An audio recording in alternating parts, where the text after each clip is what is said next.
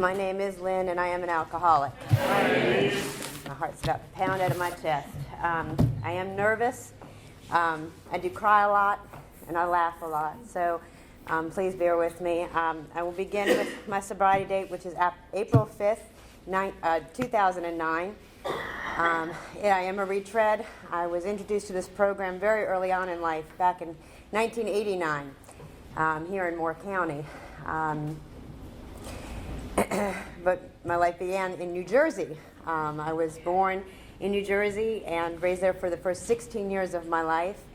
I was born into a very wonderful family, a warm, loving family. I had one older sister and 4 younger brothers. I was raised into a family where life was good. You know, I had lots of love, lots of support. A God, I was taught about God, who was a good God, a loving God, and a forgiving God. And everything just seemed good, you know. Everybody else was good but me, you know. I can remember having a father who was my hero, who I loved and worshipped, my mother who I wanted her approval and acceptance, and a sister who I just aspired to be like. But I never quite felt right, ever. If your favorite color was blue, my favorite color was blue. If you like spaghetti, I like spaghetti. If you didn't like this person, I didn't like this person. And if I moved to the next person down the line and their list changed, so did mine. I did not know how to like things, dislike things. I just wanted you to like me. Those are my very earliest memories. I remember being jealous of my sister for everything. Her hair was longer, so it was better. She was smarter, therefore she was better. I went into kindergarten, my first day in kindergarten. I can remember hiding in the cubby holes and not wanting to come out because I knew everyone in that room was looking at me and laughing at me. You know, I was 5 years old in kindergarten. And it wasn't until the teacher's assistant came into that cubby hole and said she needed somebody special to come and help her that I finally crept out of that hole and wanted to help her. I just did not know how to look at somebody in the eye without being full of fear all the time. My mother described me later in life, she just told me this actually not too long ago, is that when she would describe her children, she described me as being the person she was with. That's how I was. That's how only way she knew to describe me. I was whoever I was with. And that's so true. I was just this big chameleon from the point of my earliest memories. I had good memories. You know, I remember times we went to the park or we went to Flagstaff, Arizona, and I remember having moments that were good, but I don't ever remember being happy. And as school went on, I learned to lie, steal, and cheat. I didn't realize that school was a place to learn and get an education. I just thought it was a place to try to make friends and make people like me. And I did whatever I could to make you like me. That was my goal. Whether it was the teacher or the student, I needed you to like me, and that's all I focused on. I don't know how I passed grades because I never did schoolwork. I never did homework. I never paid attention in class. It went from the teacher saying, oh, we have her sister coming to, oh gosh, we have the sister coming. Teachers didn't want me in their classes. I caused trouble. I did have one teacher finally bring me outside one day in class, and this was probably about fourth grade, and she said to me, you know, what is it that makes you you? You don't have to be your sister. What makes you you? What is it you like? What is it that you want to do? And I remember standing there saying, I haven't a clue of what you're talking about. And just standing there crying because I didn't know how to answer these questions to her. I did not know how to answer it. I did not know how to form an answer.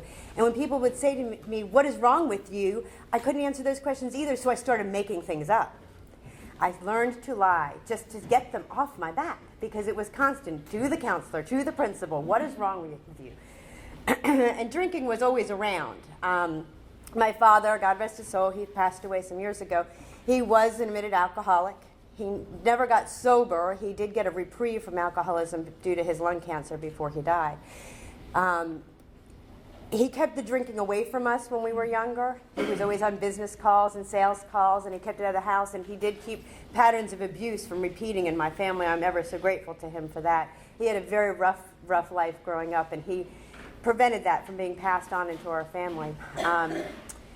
But we'd get these family get-togethers, the cousins and the aunts and the uncles and the family friends often for football parties or weekend get-togethers, and every time there was a get-together, there was lots of alcohol.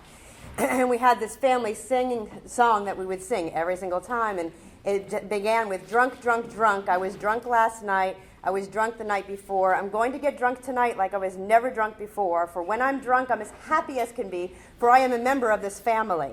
And the last verse, and it went on and on and on, and you got drunker and drunker and drunker, and the last verse went, I can drink this keg all alone. And that's how the song went. And this we sang it every family gets together.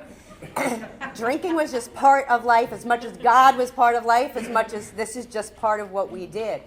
And so of course I would drink. You know, we would drink along with the alcoholics and the non-alcoholics. My siblings and I would sneak what we could, and we would take what we could, and we would just, sneak up when we make my grandmother's vodka and tonics, and she'd get a lot less vodka in her tonic because we drink the vodkas and replace it with the water and all the little kids stuff as much as we could. You know, we liked the alcohol. We'd go down. One of my memories of drinking beer, which killed my beer, is my father and grandfather had their garage where they worked on their projects, and we would go drink all the beers after the weekend projects. And I remember getting a really full one. I'm like, Matthew, I got the full one. I'm taking this one. And I chugged it all the way down, and it all came back up because they'd used it as an ashtray. And to this day, I cannot drink beer because that's all I can taste. However, this is how I got introduced to drinking. It was just always there, always a part of life. And I liked it. I liked, and I didn't like beer, but I liked the taste of it. I liked the little fuzzy feeling it gave me. But I didn't have my first real drunk until I was 13 years old. And I went to go babysit for some family friends, and I was babysitting for the younger kids. The one son, who was older than I was, had snuck back to the house and convinced me to try this liquor. He said, have you ever tried this green liquor before? I'm like, no. But I thought he was next to godliness, so whatever he said to do, I was going to do. And he said, well, let's have a glass of it. And I said, okay. So it wasn't the little shot glasses that came with the decanter. He brought out the iced tea glasses and poured one. And to this day, I can still remember bringing that glass to my face and the smell permeating through my nose before it even touched my lips and going to my brain. And I can remember that smooth alcohol, and I drank that whole glass. I didn't come up for a breath. And I remember it reaching my toes, my brain, my fingertips, and putting that glass down. And when I opened my eyes, I thought I had found heaven. That's all it took for me. I was hooked. It was as if I had breathed for the first time in my life. I had found my medicine. I had found the cure. I no longer felt afraid to look him in the eye.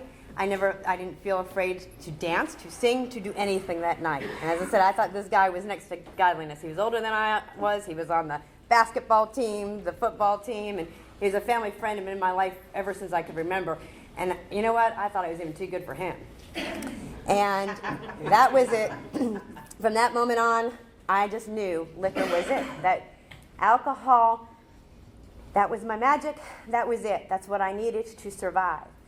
And it was a while again before I was able to get drunk. And I got drunk that night. And you know what? The next morning, it was early in the evening. The next morning, I didn't even have a hangover. We drank the whole bottle.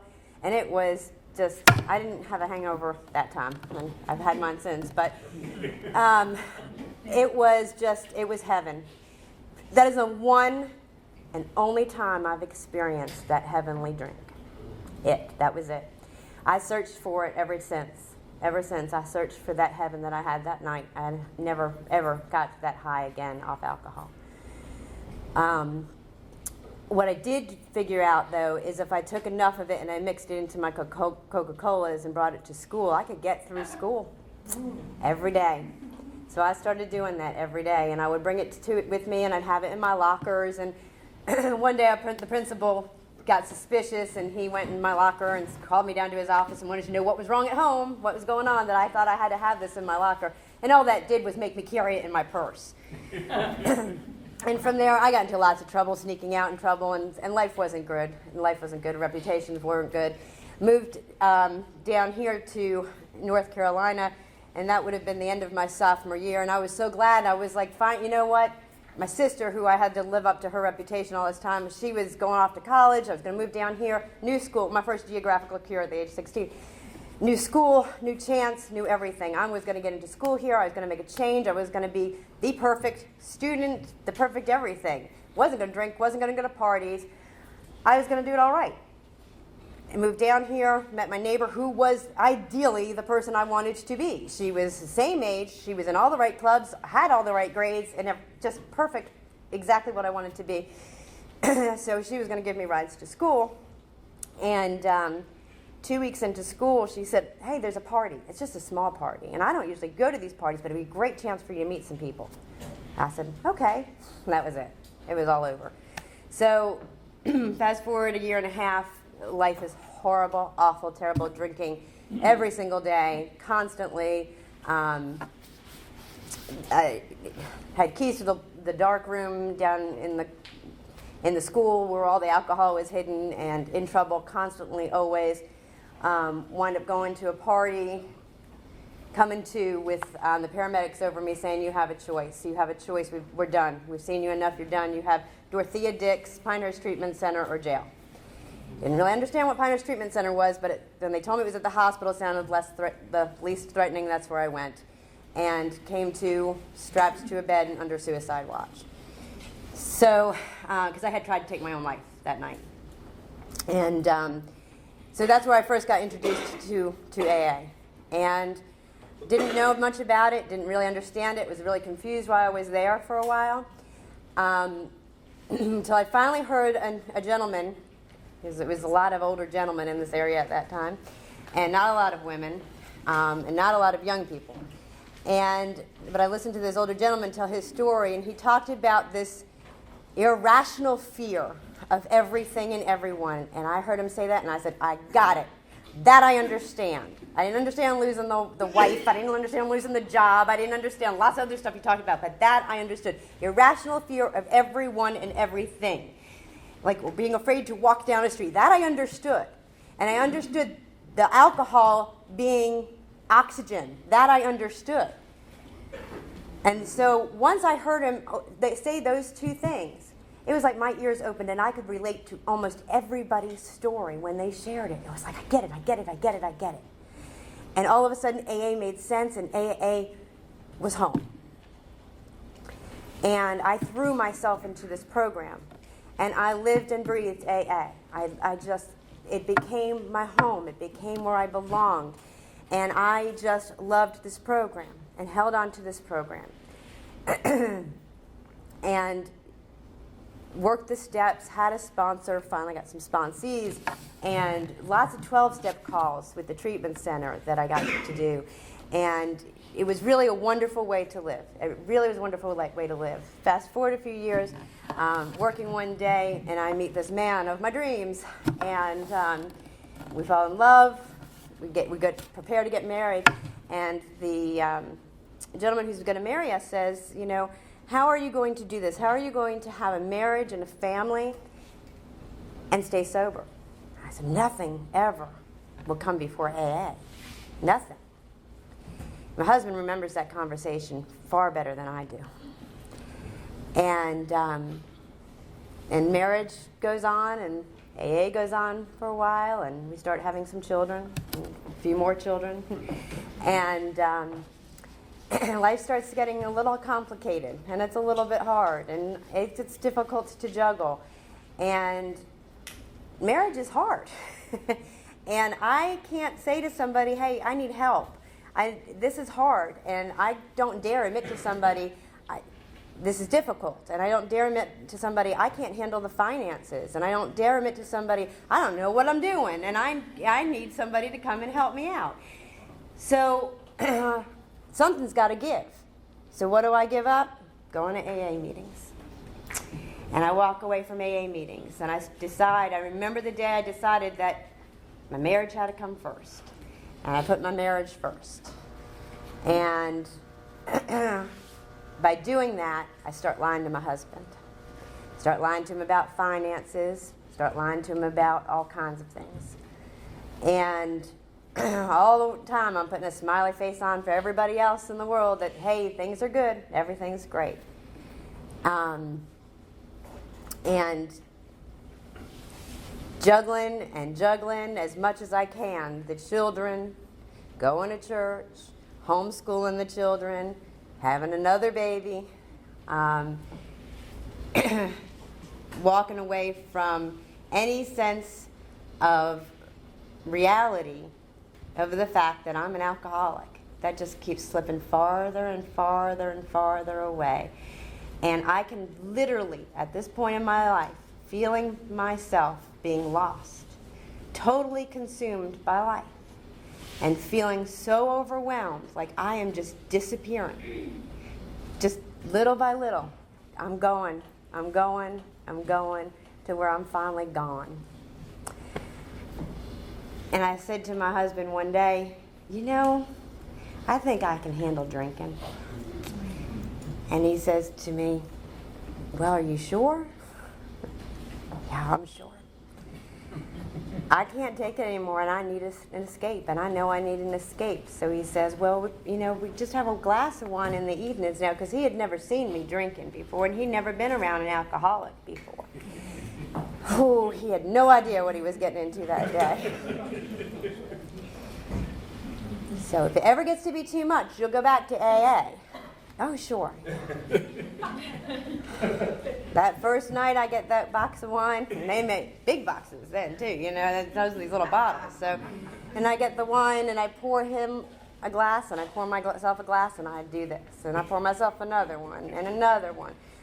Finally, by the time I pour my fourth, I carry them out, and we each have a glass of wine. That was my first glass of wine with my husband. That was after 12 years of not having any alcohol. 12 years. And I knew that day. And I just didn't think about it. I didn't allow myself to think about it. I needed to live. I needed to survive, and I didn't know how else to do it. And that's what I chose instead, was to go back to drinking. And I couldn't stop then. I just couldn't stop. Now, I did that for a while where it was just in the late evenings. It was late in the evenings after we put the children to bed. I was able to do that for a while. And then I can remember, and said we have a lot of children. For those of you who don't know me, I'll say it now, get it over with. I have 11. And by the grace of God, I have 11 children. Love every moment of it. At this time, I had our fifth child. And I can remember when he was 6 months old, thinking, he was 6 months old when this started. And we did, and I can remember, I'm trying to remember which child it was, but down the road, several years later, I can remember that window, as the window started closing, and it got earlier and earlier in the evening as I would start drinking. There was one point where, because as I said, I continued to lie, so of course things continued to get worse. The house was messier, the dishes weren't done. Tim would come home from work, and there'd be 2 hot dogs on a plate for dinner, because that's all I could handle cooking, and he'd go, really? There's not even a roll? You know.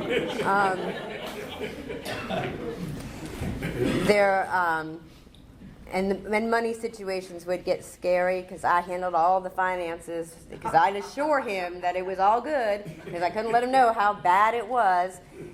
And so I'd have to figure out how to get money to get groceries, how to get money to get the wine, you know, how to get money to do everything. And that was always a nightmare, and it would consume hours of my time each day to figure out how to make the money work.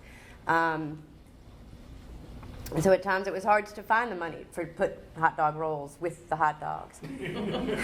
So it was always such a cyclone in the head of trying to figure out what was going on where, what part of my life, and what needed sorting out. And the children were home at all times because we did homeschool them. And that was a whole feat in itself. So when he would always call before he would come home. And that was kind of my cue to try to get things organized. And I remember one night deciding it was too much stress. It was just too much stress, and there was so much noise and so much chaos. And I only had about 15 to 20 minutes from the time he called to when he actually got home that would be a good time to start drinking, because it would calm my nerves so that by the time he got home, things would be better. Because, of course, the drink would make things better, So all of a sudden it went from, 10:30 at night to starting at like 6:30 at night I would start drinking. And it just got insane. The drinking so I'd start at 6:30 at night, and I can remember just drinking as much as I could till he walked in that door. And then when he'd go in the shower, drinking more. And trying to get the kids to bed as soon as I could, just as soon as we could get the kids to bed. And him just begging me to go to bed, because I became the nastiest, meanest, despicable person when I drank. I would get foul with my mouth and evil with what I said. I would cut him down at every single point I could. And my husband is one of the most kindest, gentle, loving people God ever put on this earth. Why he's still with me? God has given that man such tolerance and patience. It's unbelievable. At one point when, because I drank through my pregnancies. This is one of the most difficult parts of my story to tell, but I must tell it because it is part of my story. Having had 11 children and being an alcoholic, I did drink through every one of my pregnancies. I did not slow down. I did not stop. I drank just as I would have drank without being pregnant. So that was through several of them. I also nursed my children just as drunk as when I was not pregnant or not nursing. Because I couldn't let people think there was something wrong, that I was doing something wrong. And if people didn't see me doing what I should be doing, then they would think I was doing something wrong. And I had a public appearance to keep up. I had to keep face. I wanted people to think the right things about me. So that is what I did. And I endangered their lives something horribly. I will never know if it's had a permanent effect on their lives. They were not born with fetal alcohol syndrome, and that is only by God's grace.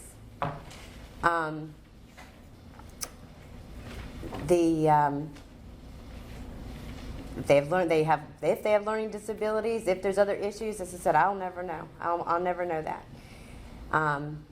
What challenges they may have down the road, I'll never know if that's my doing or not. That's what this disease did. As much as I love children, and as much as that's what I wanted to dedicate my life to, and I've rededicated my life to, I could not stop because of this disease. I could not put that alcohol down for them. Couldn't quit for them. I couldn't even pause for them.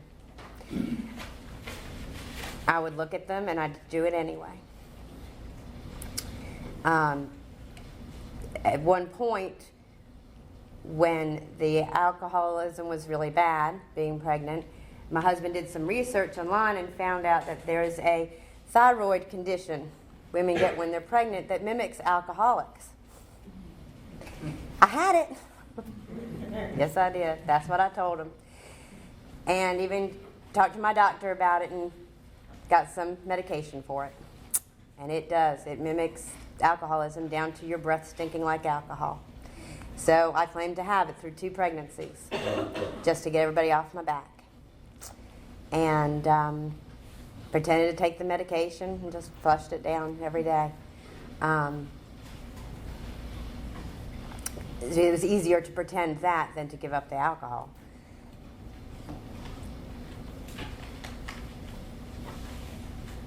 I can remember times people being at the house and laughing because I'd be walking down the yard, smoking a cigarette, drinking a glass of wine, carrying a baby, and people thinking it was funny, and walking and having to keep walking because I was crying so hard. They're laughing at it, and I couldn't stop. I wanted to stop so badly, and I couldn't stop. Knew AA was here, knew what I was doing, and I just couldn't stop. I knew what I was doing to my children, and I couldn't stop.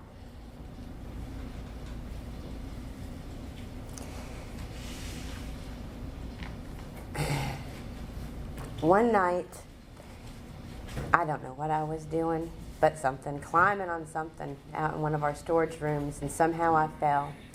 And my husband heard this noise, and he came outside into the steps, and I was sitting there with blood all over my face. And he said, "What have you done?" And I opened my mouth and had split my teeth in my face. And I had fallen, obviously. Still to this day don't know what I was doing. I was probably looking for some more wine hidden somewhere. I was bad for hiding and not being able to find it. Really bad for that. And so he said, "That's it. Enough's enough." He couldn't. I think it finally hit him. His wall had hit with it. And no more thyroid disease, no more pretending. "You're done." He said, "You're done." And somehow he'd gotten my sister over there.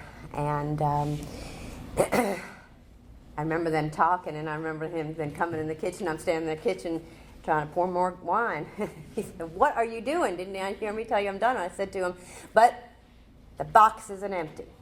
He's standing there going, I'm like, "But the box," to me, that made sense. I never went to bed until either I passed out or that bladder in that box was empty. I would stand there and squeeze the wine till it was empty. You don't leave it empty, till it's empty.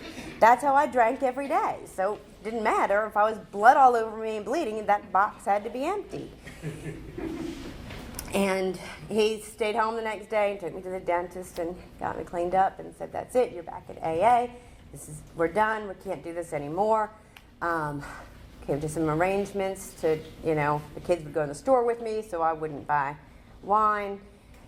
And so I said yes to all that. Went to an AA meeting, picked up a white chip, sat down next to Bill C. We had a lovely talk. And the next day when he went back to work, I went up to the pharmacy, told the kids they couldn't come in with me, but it was okay, it was just the pharmacy. Told them how to get women protection stuff. Took a brown paper bag and bought some more wine. Went to the AA building. The next day, dropped off the empty bottle at the dump. Sat down next to Bill C. He said, "You ready to pick up another white chip?" I said, "No." Because I called him at night, every night. And I did that for 6 months. For 6 months, I would pretend. And on 3 occasions, he could tell that I was not sober, and we had big, huge fallout fights. And on the third fight, the third argument, it wasn't the third argument. The third time I got so drunk was the last drunk, and that was the night that what he had done was, the way it happened was that day he went and made a huge purchase. And when he went and made that huge purchase, I knew we were in trouble. We were sunk because I hadn't told him, even though I was pretending to get sober, I hadn't told him about all the financial trouble that we had spent, 15 years getting into trouble with. So he thought we had all this money in the bank. It was all gone. And he went and made this purchase where he was going to just make a layaway purchase. He came home with this purchase he had made. And I knew we weren't going to be able to make the mortgage. It wasn't a mortgage payment. It was a mortgage payment arrangement that I had made to cover our behinds. And so he didn't even know about that. So I knew I was in huge trouble. And I knew the wine wasn't going to cover it anymore. I knew I couldn't drink enough to deal with it. I knew it was just done. And I knew I was done. And it's like I could not even breathe. There wasn't enough wine to help me breathe anymore. I was finished. It was over. He was making plans to leave, to go out with the kids, to go do something for a couple hours. And so it was just me being at home with 2 of the little ones. And and they were in for naps. So he said, "Are you sure you're okay? You look like you've been drinking." And I said, "I'm fine." And I put dinner in the oven, and I went down to the bedroom and drank every last drop I had, which I went up to the store early to buy more. And my plan was to drink enough to die. And I drank and I drank and I drank and I drank with the intention of him being gone long enough that that would be it. It didn't work. It did not work. I came to being put in an ambulance with some person yelling, how dare you do this? This is a disease of choice. This is your will. How could you choose to do this to your family? With somebody else yelling, you can smell the alcohol coming out of her pores. We should call social services on her, because I was 5 months pregnant at this time. Then the next memory is of my doctor saying, please stay here, think about the baby. And my response to that was, the baby's better off dead with me. To then being back at my mom's. They tried to convince me to stay the night. I would not stay the night. My mother told me that she got sent to the hospital with me, or chose to come to the hospital with me, and she said they almost had me convinced to stay the night, but I just found out when I couldn't smoke, I wouldn't stay. So I went back to her house with her, and I remember all night just fighting with her, trying to leave, trying to get back to my house, to try to go take care of the children and take care of my husband. And finally the next day I went back to my house, and back and forth with my husband, and he's telling me, you have to go away to inpatient, you're not staying here. And I said, I'll do outpatient. He said, half measures avail us nothing. And he did go to a few AA meetings with me early on. And so I just kept pacing and pacing, thinking I can't let him find out. He can't find out all the things that I've done, And meaning just the money. It was all about the money for me. I couldn't let him know how bad things had gotten. So he said to me, I will stay home. I will take care of the children. I will do their schoolwork with them. I will take care of the children. You need to go away. You can't do this here from home. And I finally bursted out to him, there is no money. You can't stay home. And that was all it took for him. He took me and he threw me out of the house.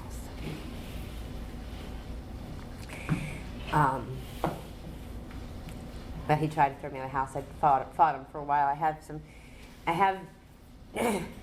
kept my arm in the door.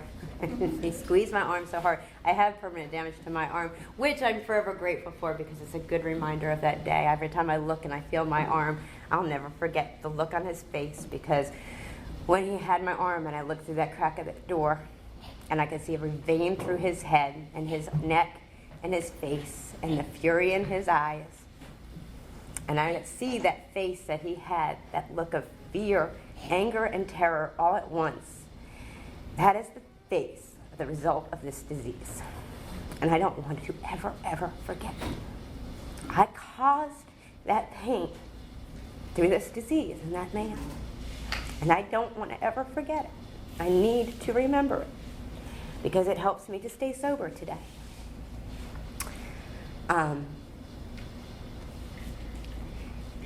And I knew at that moment, I knew it was over. I knew it was done. And I agreed to go back to the hospital. And I went up to the psych ward.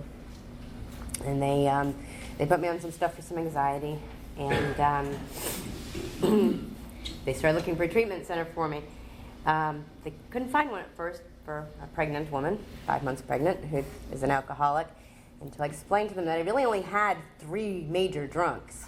I didn't tell them about all the in-between very drunks, just the 3 major drunks. I fibbed. I lied so that I could get into a treatment center. People kept calling me, family members kept calling me, how could you do this, and why did you do this, and asking me all these questions about the finances and the money. Because when I told them we were broke, they didn't think I was telling them that we were that broke. So when they found out how broke was, they had lots of questions, and they kept calling me. And I mean, it was calling me every hour on the hour. And I finally said, if you keep calling me, I am leaving this place, because I could not take the pressure. It was nuts. And a couple of times I had my hand on that doorknob, it's ready to run, just run. I couldn't breathe. I'd be up there feeling like I just could not breathe. And so they gave me medication for some anxiety and did lots of paper bag breathing, and finally got me into a treatment center, a wonderful treatment center.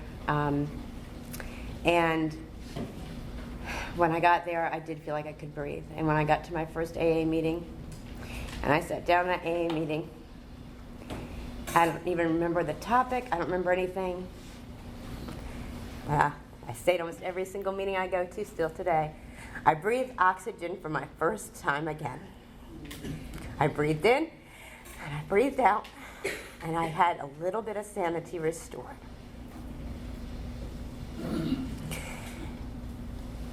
It's what I've been trying to get back to ever since I had that first drink when I was 13 years old.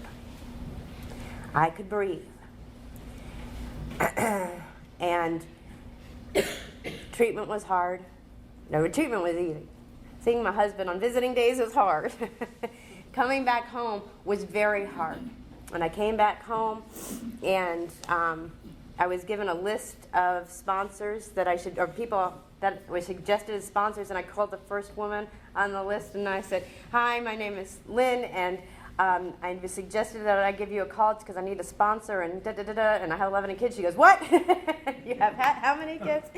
And we met, and she became my sponsor, and she gave me so much direction and so much guidance. That first year was wonderful.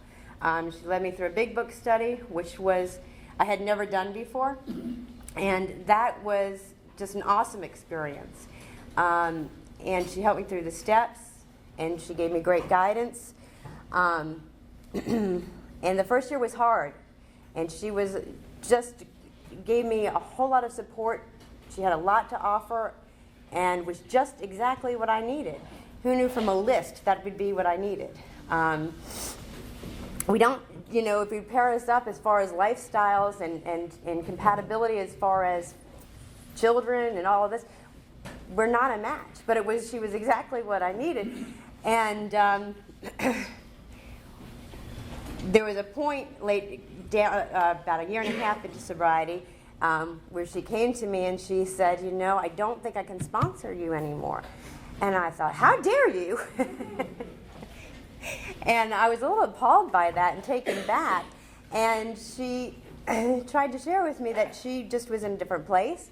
And I tried to correct her on that and take her inventory a little bit. And I was really hurt. I was really hurt that she felt that way. Me, how could she not sponsor me? It took her a lot of courage and a lot of strength for somebody to come and do that, to come and share that. And she gave me suggestions on who she thought would be a good match for me, and helped encourage me to go to another woman to become my sponsor, who agreed to sponsor me. And she was a great sponsor and great support, and she led me through steps and was a sponsor for me for a good while. And then I thought, well, maybe she'll be the one to be my lifelong sponsor. And something happened there too, and God said, "No, she's not your lifelong sponsor either." And I kind of got offended by that. And I had two sponsors again. And during that time, and I realized, it took me a couple of years to realize that I had to go back to my first sponsor and make some amends for the way that I treated her. It took me 4 years, to be quite honest, to go back to my first sponsor and make amends to her, because, as I said, it took a lot of courage for her to come to me. And God wants me in my program this time around to stay a little more humble, I guess. He wants me to stay teachable. He wants me to stay moving all the time. He won't let me be stationary. He's made that very, very clear. One of the prayers that I have before I go into a meeting, before I meet with somebody, is to remain teachable. Before I enter into a meeting, God, help me to remain teachable. I don't have the answers. I don't have solutions. Help me remain teachable. And he does often A lot of times it's a little shocking because I don't realize that I'm not remaining teachable. But one of the big ways has been through sponsors. In changing my sponsors, I did want to. When I came to the program, I hear these people talk about how they have these sponsors and they're their lifelong sponsors and they've had them since the beginning, and that's what I wanted. I've had 4, but they have been 4 of the most wonderful, beautiful women, and he's kept them in my life, and they've become great friends and great assets. And I've had to work for those relationships, and I've had to remain teachable, and I've had to try to ask for direction, and not just in those relationships, but in all the relationships that I have. This program has given me not a way of life, but it has given me life. I cannot go more than 2 days without a meeting. I can't breathe anymore. I start to suffocate, literally. Doesn't matter where I am, doesn't matter how sick I am. You've all seen me come to meetings sick and so way back in the corner. It doesn't matter if I've had surgery or a baby. Y'all seen that too. I can't go without talking to other women in this program on a daily basis. That's not for pride, it's not for ego, it's because it's my connection with God. I can't do that outside of this program and get what I need. I have an illness, I have a disease. My disease is physical, spiritual, mental, and emotional. Very emotional for me. And that cannot be touched in being healed in any other way but through this program. Now, there's other things. Yes, I go to church, and I have wonderful relationships with people outside of this program, but that all is gone like that if I don't come here. This is my medication. This is the foundation. This is it for me. I have proven it. I proved it to myself when I walked away from this program many, many years ago. And I've proven it to myself since I've been back when I have gone more than 2 days without a meeting. My husband had said to me, it was when I've had 2 children born into my family since I've been back in the program. The one that I was pregnant with when I was drinking, and our last child since I've been sober. The one that I was pregnant with when I came into the program, after he was born, I missed meetings for 4 days. On the 5th day, I still wasn't supposed to be driving, and my husband was working, but it didn't matter. I didn't care about the pains, I didn't care about the medications, I didn't care about anything. I got in the car, and I drove to a meeting anyway. My husband said to me, he said, I'll drive you. I'll find some way to get you there, but you need to get to a meeting.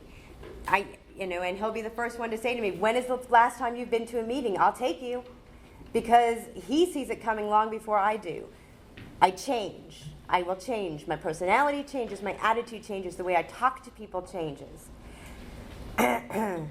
My brain changes if I don't stay in the meetings. It just does. It's part of my disease. I'm very happy and very full of joy. I do love this program. I do love life. I do love God. I do love people. But all of a sudden, you can look really, really bad to me if I don't go to meetings. And I can sound really, really nasty if I don't go to meetings.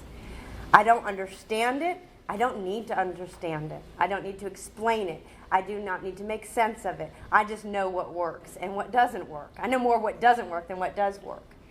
So I stay in the solution as much as I can. I try very hard to not walk away from the basics. Life has been restored to me in a way far better than I knew it before when I was sober. Every day that I'm sober is far better than the previous day. And they say don't walk away before the miracle happens. That's still happening for me. The miracles keep happening over and over and over again, and I'm astounded over and over and over again. This year was so much better than last year, I can't tell you. The joy that fills my days is so much more than I ever dreamed it could be. Has it been easy? No. My husband, who had a job for 28 years, lost his job. We have 11 kids, 9 of them who are still at home. And he lost his job, you know.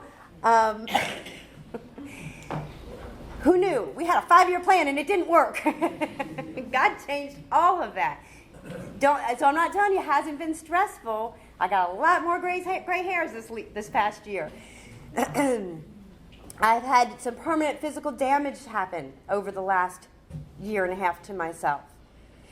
That is very painful, very difficult, probably going to last the rest of my life. That's not been easy to deal with. But it hasn't killed the joy.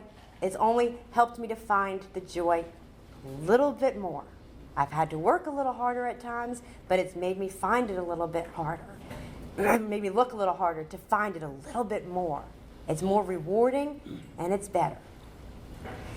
Life today is full, and it's full in a very good way, so long as I keep my perspective clear and I keep my feet right here. Alcoholics Anonymous is my life, and as long as I keep that real, the rest of it works. I keep it simple. I don't drink. I go to meetings. I call another alcoholic. I try to follow direction. I call my sponsor. I work the steps. God takes care of the results. I just show up and I leave it up to Him as much as I can. Thanks for letting me share.